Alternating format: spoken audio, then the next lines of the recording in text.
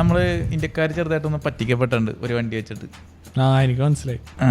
ഏതാണെന്നറിയില്ല, വെറുതെ അതൊക്കെ എടുത്തിട്ടോടാ. അതേത് വണ്ടിയാടാ പറ്റിക്കപ്പെട്ട്? യമഹയുടെ വണ്ടിയാണ്. യമഹയുടെ വണ്ടി നമുക്ക് റൗണ്ട് ഹെഡ് ലൈറ്റ് ഉള്ള വണ്ടി വന്നിട്ട് കുറെ മനസ്സിലായി. അത് അതായത് ലൈക്ക് MT-15 ഇന്ത്യയിലൊക്കെ വന്നു കഴിഞ്ഞിട്ട് നമ്മൾ ഇന്ത്യക്കാർ യമഹയുടെ ഒരു അടുത്ത വണ്ടി ഇന്ത്യയിലേക്ക് വരുന്നുണ്ട് എന്ന് പറഞ്ഞിട്ട് ഭയങ്കര ഹൈപ്ഡായിരുന്നു. നമ്മൾ ഇന്ന് വരും നാളെ വരും, അതിൻ്റെ ഒപ്പമാണ് ഓൺലൈൻ മീഡിയാസ് ഒരേ ഹൈപ്പ് ഇറക്കുന്നു. വണ്ടി XSR 155.